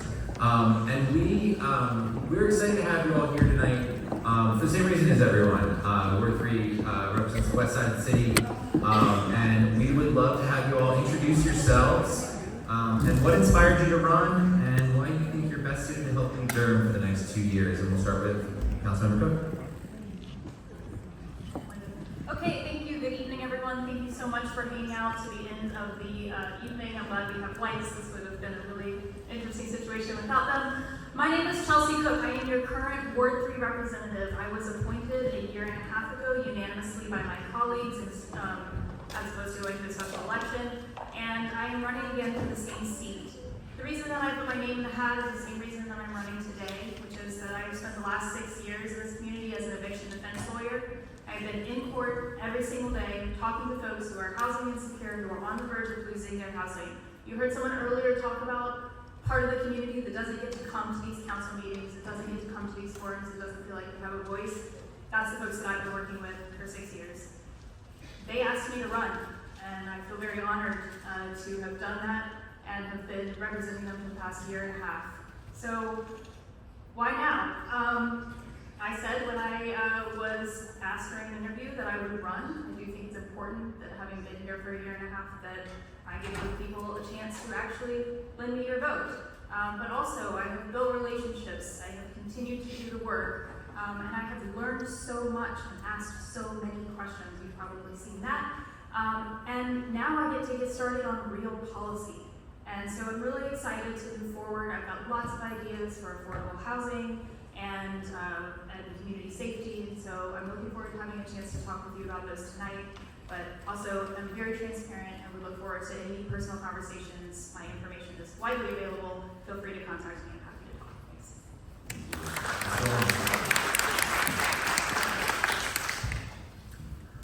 My name is Durham. I am born and raised in Durham, and I'm currently a student at Central, right down the road.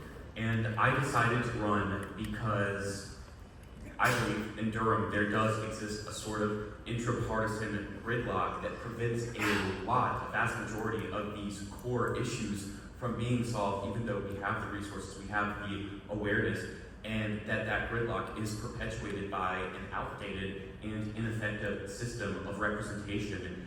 And for that, I want to run and I want to propose redistricting. I want to propose a true ward system. I want to propose 6 ward seats so that the people of Durham can elect the people of Durham. I mean, we have 300,000 and growing people. It is time for a change. It is time to ask why. We have these systems, they've always been in place, but why do we still have them when they prove to be ineffective, and why do we not change them?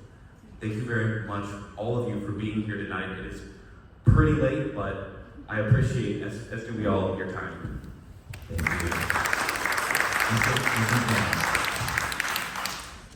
Good evening, everybody. I give honor and glory to God. First of all, my name is Sarah McCann. I'm running for Ward 3 here in Durham. All my background is in teaching. I'm an educator here in Durham. I teach right down the street at the early college. Been there since 2006. Education is my passion. I believe in the transformative power of education. It can transform lives and people's destinies. I see it in my students at the early college year to year. I recently had kids who came back about last year who we just had our 20th year anniversary, and to see kids who are a little over 30 years old who have their PhDs, but they grew up with dual terrorists. They would have never thought that they would have PhDs at almost 30 years old and doing the things that they do. I believe in the power of transformative education. It can transform a city. But again, with me, the reason why I'm running for Durham is because I want that same transformation not just to happen with the kids that I teach every day, but for the everyday citizen, man or woman, who works a job, who wants to do good by his or her children, but they may not have the resources. But I don't see anyone here in Durham, whether they're black or white, young or old, as a victim. Since I've been here since 1996, and have grown from a 25-year-old young adult who, my wife bought our first home when we first got married, to a now 54-year-old person, I still believe that Durham has that ability. Durham is not doomed for failure. There's a great opportunity here, but we need a different mindset. We got to do things differently. Durham deserves better. It's not about how much money we get from property taxes, which are way too high. It's about how we use that money. And I know that God is able. Thank you. Thank you. Good evening, friends and neighbors. My name is Diana Medoff. I'm a mother and an educator. I've lived in Durham for almost 15 years, and it's where I've chosen to raise our 3 kids. It's where I've chosen to grow old, and I think that we could do so much more for our kids, for our elderly, the whole community. Durham is a wealthy city, but we're not sharing this wealth equitably. There are so many super talented, super intelligent people here in the city. They could be working together more. The people of Durham just deserve more. More economic development and mobility, more homes. Research has shown there's a direct link between housing supply and housing affordability. We need so much more for our parks and recreation. We need for our kids to have a place to feel community and belonging. It needs to be affordable and accessible. So why me? As my experience being a teacher, being a mom, I understand how to approach people with curiosity and not judgment. Building trust through deep engagement and transparency.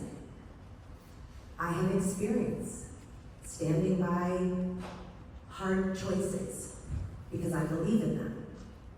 I have a 14-year-old that doesn't have a phone. This is wildly unpopular. It is important that we push forward with this city and work together.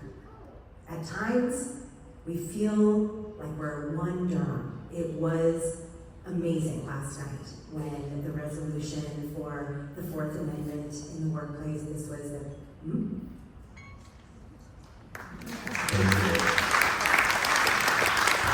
So we've got 2 questions for our Ward 3 candidates, and I think you all know what the first one's going to be.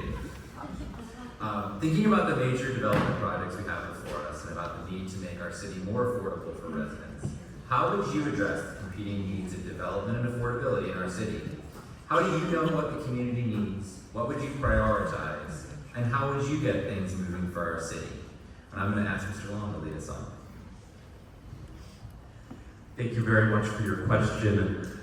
I think when we talk about needs and necessities and, for humans and citizens, housing, food, shelter, water, I don't think development needs anything. I think as long as we proceed equally prioritizing, or perhaps not equally, but keeping our citizens and out-of-state or in-state development firms, businesses on the same level, we are proceeding on the wrong path. I think we have to take a hard line in our regulatory documents, whether that be UDO or otherwise. I think we have to take a hard line in how we engage with developers. And yes, it is true that every no is a yes, but as long as we keep compromising as a city, as a people, it's a war of attrition.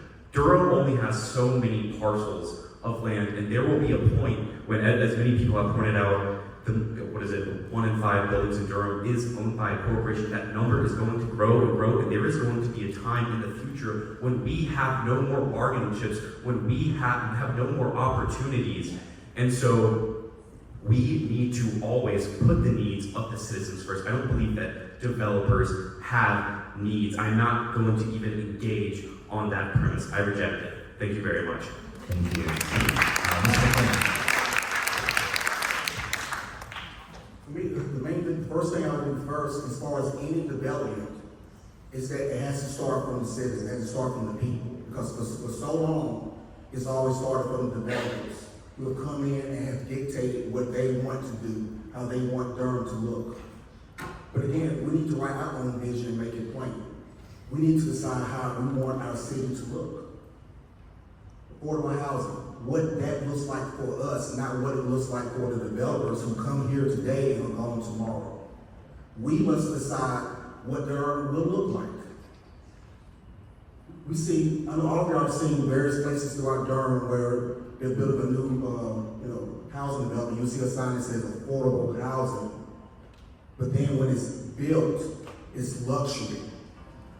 The people who are hoping for somewhere to live, they cannot live there. But we need to define what our affordable housing will look like, where it will be, what it will look like. We got to get to a point where we have to stop allowing, whether it's the city council, the mayor, of dictating what they want. We live here. We will die here and our children will take our place, but we want them to be able to live here and be able to have somewhere to live. It has to start from us as citizens being the top authority. Everything else will come forward from that. Thank you. Thank you. Yeah. What does our community need? It's such a good question. And you're talking about competing needs at the same time. I'm a proud Democrat. You're voting us in. It is your democratic right. You are voting us in. How do we decide? How do we decide what comes first?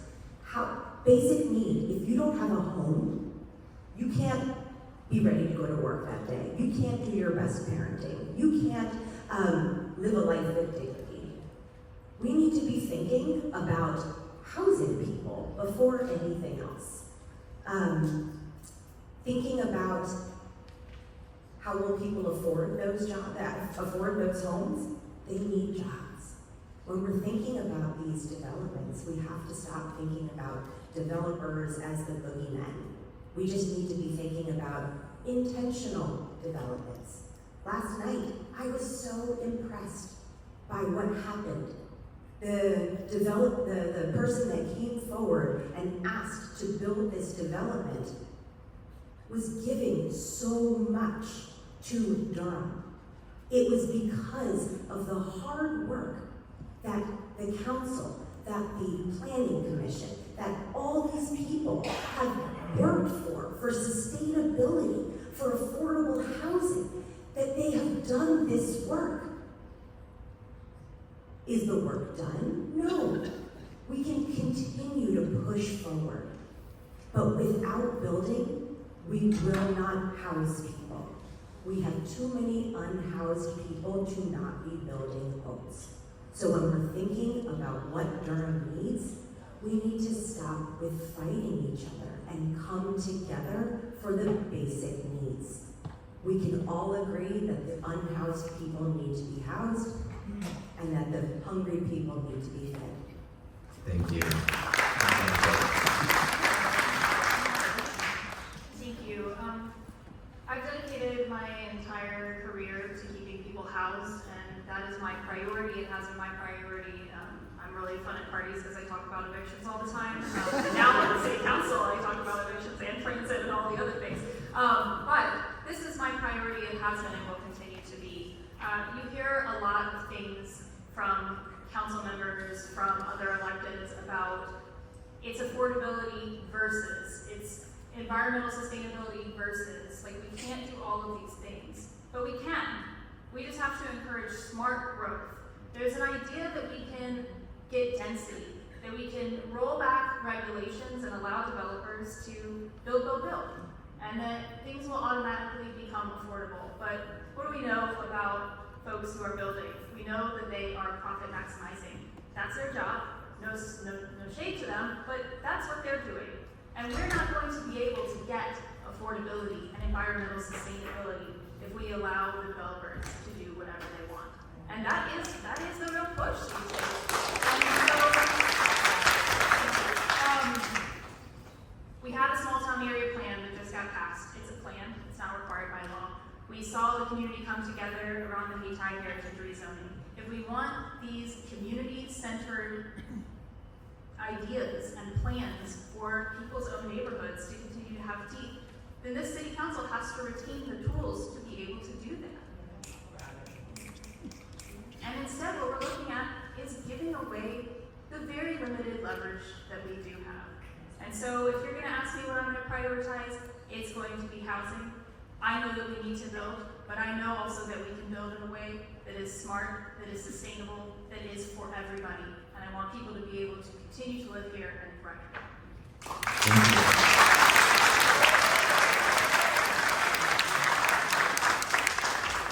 Candidates, your second question is about public safety. What do you think is most important to your constituents when it comes to public safety? What's standing in the way of that right now? And how will you work with the various city and county departments to deliver what they need in your next term? I'd like to lead off with Mr. McGann. Okay. For me, when I go out and speak to people, even people who didn't know I was running, but then when I started to run, the first issue that comes to them is public safety. They don't know anything about me other than I work at Durham College, and I used to work at Harris Teeter part-time. That's all they know about me. They don't know my party affiliation. But they say they don't feel safe in their neighborhoods.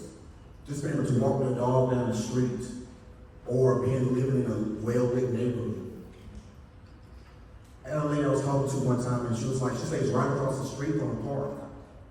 But she has to go to a park across, in her own words, the white people's park, so that her children can be safe. She shouldn't have to do that. But she pays taxes like everybody else does. So the first thing is we need our police department to be fully funded. Not fully funded, but fully staffed. We're down over 100 positions. And again, I believe in community policing. There was a paper that came out a couple of days ago from Raleigh that said their crime went down, and the mayor devoted it totally to community policing.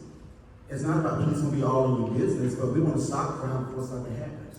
It's not about them trying to find somebody, it's about them putting people away who are doing the crime. There are neighborhoods around here where people are systemically doing the same thing. They go to jail, they get released, and they come back and do the same thing. But again, with crime, there is a penalty.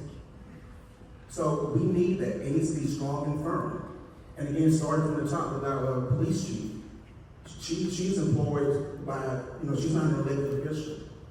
If she's not going to do a good job to recruit some good people, men and women in blue who protect our city, then we perhaps need to find a new chief police. Because again, all of our citizens need to be protected. Without good police protection, affordable housing, it's going to be irrelevant because you're not going to be safe in your home that you're involved or your apartment that you're in. It needs to be throughout this whole city. Police are not our enemy. They're here to protect us. Thank you. Thank you. Next up, Councilmember Cook, please. Okay. Great. So I think that the answer is in the community already. What you will know if you look around Durham is that people in this community are amazing. They are already doing so much good work to encourage community safety, to support youth programming. So my very first thing is that I've been going out into the community and talking to the folks that are already doing the work, and also trying to facilitate conversations around root causes. We know that housing instability is the #1 determinative for gun violence in a community. So absolutely, you already know what my priority is, but it's housing. We're also looking at accessible transit. And I'm not talking about just like the ability to